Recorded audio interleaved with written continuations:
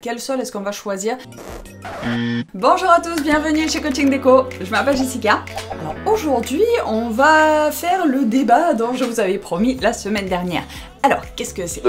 Aujourd'hui, je vais garder quand même un aspect assez neutre, hein. Je vais vous laisser choisir par vous-même la meilleure option, si vous êtes pour ou si vous êtes contre, retirer et faire retirer. Surtout, c'est là que la petite...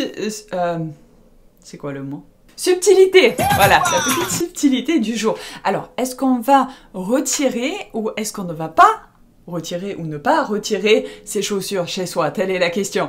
J'attends ta réponse. Donc, c'est surtout pour les invités, en fait, que cette vidéo, je trouve qu'elle est pertinente. En tant que youtubeur, en général, quand on choisit de faire une vidéo, il faut chercher, savoir si le sujet intéresse. C'est clair, ce sujet n'intéresse que moi. Donc on va pas être nombreux, mais c'est pas grave, je veux quand même traiter ce sujet parce que je trouve quand même que c'est pertinent. Voilà, donc je suis têtue, on va le faire avec. Alors aujourd'hui, on va voir les pour et les contre, retirer et faire retirer les chaussures chez soi. Je suis pas très chercheuse. Donc, si on veut recevoir correctement, est-ce qu'il vaut mieux faire retirer ou ne pas faire retirer les chaussures chez soi? Donc on va voir les pour, on va voir les contre et je vous laisserai faire votre choix. Dans tous les cas, on va voir les petites astuces d'organisation et de décoration qui peuvent vous aider à assumer votre choix jusqu'au bout, sans faux pas déco, ni sans faux pas de hôte. Ouais, on va dire ça comme ça. Alors avant de commencer, pensez à déclencher la sonnette, à cliquer sur le bouton rouge, c'est à l'envers, c'est pas grave. Vous avez compris, abonnez-vous et comme ça vous serez un as de la déco très rapidement parce que vous serez au courant de la sortie de toutes les vidéos. J'ai massacré mon truc, on s'est compris. Alors pour ceux qui sont pour retirer ces chaussures chez vous. C'est choche. On va commencer avec vous. Et si vous êtes ok avec le fait de faire retirer les chaussures à vos convives, eh bien, pour éviter que ce soit un petit peu mal perçu par vos invités, hein, parce que bon, c'est vrai que quand on reçoit du monde, c'est un petit peu gênant des fois de leur demander de retirer les chaussures. Ils ont nos pieds, messieurs. Je n'en sais rien, ce gueux finasse sans arrêt. Alors, pour éviter justement cette gêne et que les forcer un petit peu à passer la soirée en chaussettes, il va falloir organiser tout ça. Alors, dans quel cas est-ce qu'on peut demander à ses invités de retirer ses chaussures? C'est pas facile à dire. Eh bien, il faut d'abord prévoir un espace pour pouvoir retirer ses chaussures. On va pas leur demander de les retirer sur le pas de la porte, à l'extérieur. Non, il faut quand même les faire rentrer, les accueillir et ensuite, bon bah d'accord, voilà. Est-ce que vous pouvez retirer vos chaussures? Mais pour éviter que ce soit gênant, si on a un hall d'entrée qui est suffisamment large, parce que bon, il faut quand même avoir la place de faire ça, hein, surtout si vous recevez du monde, eh bien en général, ils arrivent mari et femme avec les enfants, voilà, ça fait déjà 4 plus vous dans le hall d'entrée. Si vous avez un tout petit appartement avec un tout petit hall d'entrée, des fois c'est plus pertinent de ne pas faire retirer les chaussures quand vous avez des invités. Alors après, vous pouvez retirer vos chaussures, mais bon, quand vous avez des invités, vous faites un peu... Désolée. Ben, je t'appellerai plus tard, je sais pas quitter, mais c'est pas grave. Allô Tata, c'est toi Toine, comment va tonton? Voilà, c'est le vibreur. Arrête de m'appeler frère! Bref, donc on va en revenir. J'en ai marre de ce téléphone. Oh là là. Alors. C'est moi ou c'est plus fort là-bas? Bon, c'est pas grave. Donc quand on veut faire retirer ses chaussures chez soi... Allez, j'ai réussi. Il faut avoir suffisamment de place, il faut pouvoir faire asseoir minimum 2 personnes dans votre entrée. Si vous décidez de les faire retirer dans l'entrée, si vous avez une entrée ridiculement petite, hein, excusez-moi du terme, si vous avez une toute petite entrée, vous pouvez pourquoi pas leur demander de le retirer en arrivant dans le salon, vous faites un petit espace pour pouvoir les enlever dans votre salon, pourquoi pas.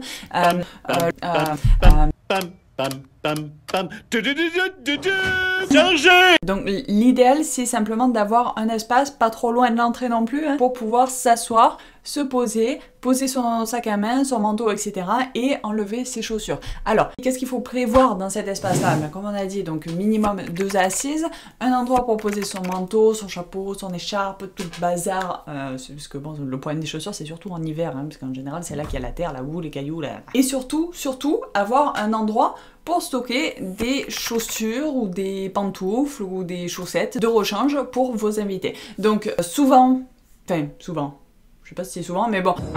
En tout cas, l'idée qu'on a en général, c'est d'avoir des pantoufles d'avance dans plusieurs tailles pour vos invités, pour pouvoir leur dire, bon voilà, tenez, prenez une paire de pantoufles, ne vous prenez pas pieds nus parce que c'est pas forcément mieux que d'avoir des chaussures.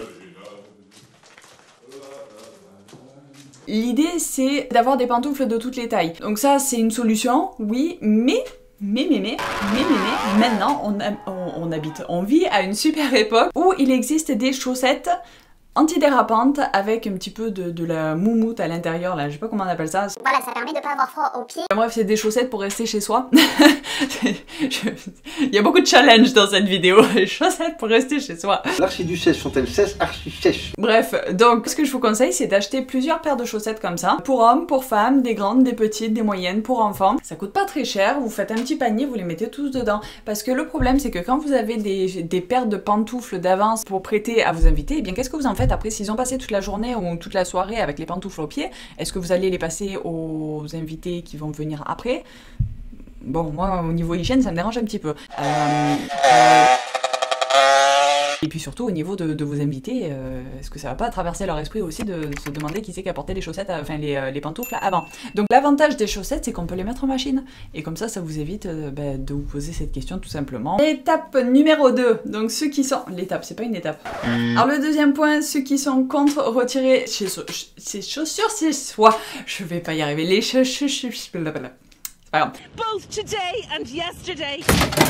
Alors quand on est contre retirer les... Je sais plus. On est contre ou on est pour? On a dit quoi? On est contre retirer les chaussures chez soi. Forcément, quand vous voulez pas retirer les chaussures chez vous, eh bien ça amène de la terre, ça amène des cailloux, ça amène de la terre... je l'ai dit. Je s'appelle Groot. Je s'appelle Groot. Quelle hauteur? Je s'appelle Groot. Donc forcément il faut être prêt à ça, donc il faut avoir un aspirateur compétent. Si possible un par étage si vous avez une maison à étage, ça permet de pouvoir juste hop, on sort l'aspi, on passe un petit coup sur le premier étage quand on est au premier étage et après quand on sera en bas, eh bien on fera en bas, plutôt que d'avoir toute la maison à aspirer. Au-dessus de 70-90 mètres carrés, passer l'aspirateur dans toute la maison ça devient vite une grosse corvée et il faudrait surtout pas procrastiner. Donc pour éviter de procrastiner et d'avoir un sol dégueulasse, je vous propose d'investir directement dans plusieurs aspirateurs pour en avoir un par étage et comme ça ça devient beaucoup plus facile et rapide à faire. Et puis si vous êtes plusieurs à vivre dans cette maison, et bien vous pouvez vous répartir les tâches en disant bon ok toi tu prends l'étage, moi je prends le rez-de-chaussée, en deux c'est fait et on peut passer à autre chose. Donc il faut aspirer régulièrement, il faut laver les sols régulièrement hein, parce que simplement pour une question d'hygiène, donc ça bon je vous apprends rien. Ta gueule! Je vais m'arrêter pour l'histoire du ménage tout ça parce que je sens que j'en ai perdu quelques-uns là.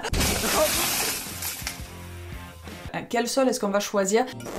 Préférez du carrelage. Alors faites attention au carrelage que vous choisissez parce qu'il faut pas qu'il soit glissant si vous rentrez avec des chaussures mouillées. Alors bon en général quand on rentre avec les chaussures chez soi on s'essuie quand même les pieds, mais voilà il vaut mieux quand même dans la première pièce où vous rentrez éviter d'avoir quelque chose qui peut glisser parce que par temps de pluie, si on est pressé, on doit vite rentrer parce qu'on a oublié un truc avant de partir au boulot. Faudrait pas se casser une jambe au passage. Voilà. Parenthèse fermée. Donc évitez le parquet. Alors le parquet c'est facile à nettoyer, mais si vous devez porter les talons aiguilles au travail, vous allez vite remarquer plein de petits trous et ça va vous flinguer le parquet. Donc si vous voulez pas retirer les chaussures, eh bien choisissez plutôt du carrelage. Si vous portez le talon aiguille, eh bien évitez le parquet et le lino aussi parce que là ça va le fracasser, il va y avoir ça va être un gruyère le truc. Et aussi le dernier petit truc, eh bien c'est d'avoir une... Ah là c'est le bug. Je sais plus ce que je voulais dire. Oui, donc pelle et une balayette dans les zones à risque ou alors un petit aspirateur à main. Moi je préfère l'aspirateur à main, ça c'est chacun voit. Pourquoi je préfère l'aspirateur à main? Eh bien simplement parce que si dans l'entrée vous avez un petit peu de terre qui s'est posée, eh bien il vaut mieux le prendre avec l'aspirateur pendant que c'est frais plutôt que de l'étaler avec la balayette, surtout si vous avez de la moquette. Donc ça bon je pense que ça remonte à quand j'allais chez mes grands-parents en Angleterre, de la moquette beige avec le temps anglais. Voilà. Il y a forcément de la terre et il vaut mieux avoir un petit aspirateur à main, ça permet de limiter les dégâts, ni vu ni connu, on aspire, c'est fait. Donc voilà, c'est possible d'avoir de la moquette crème avec de la pluie et de la boue. C'est compliqué, il faut être sur ses gardes, mais c'est possible, c'est possible. Voilà, donc le petit aspirateur à main dans les zones à risque. C'est quoi une zone à risque? Eh bien, l'entrée, forcément, parce qu'on va rentrer de la terre. La cuisine, parce que quand on cuisine, forcément, on fait tomber des épluchures, des trucs comme ça, donc il vaut mieux être... Alors pour la cuisine, par contre, je conseille plutôt une pelle et une balayette, parce que les épluchures dans l'aspirateur à main, pas top.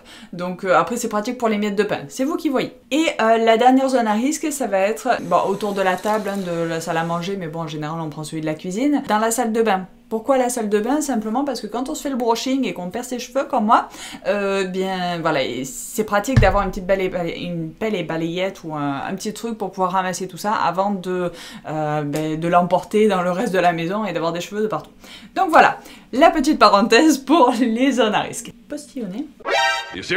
Bon ben voilà, c'était une petite vidéo un petit peu atypique, je sais pas si ça aura attiré grand monde, je pense pas, mais il fallait que voilà, j'en avais lourd sur la patate, il fallait que je traite le sujet, donc ça c'est fait. Dites-moi dans les commentaires si vous préférez retirer ou non les chaussures chez vous, et ben comment vous faites avec vos invités, est-ce que vous leur demandez de retirer les chaussures, est-ce que vous ne leur demandez pas, est-ce que vous avez des pantoufles ou quelque chose à portée de main, est-ce que vous avez des rennes à leur proposer pour mettre sur leurs pieds. Voilà, dites-moi tout ça dans les commentaires, ça pourrait être fun de débattre un peu là-dessus. Donc la semaine prochaine, il va y avoir du changement. Donc les 2 prochaines semaines, les vidéos du vendredi tombent le 25 et le 1er, si je me trompe pas dans les dates.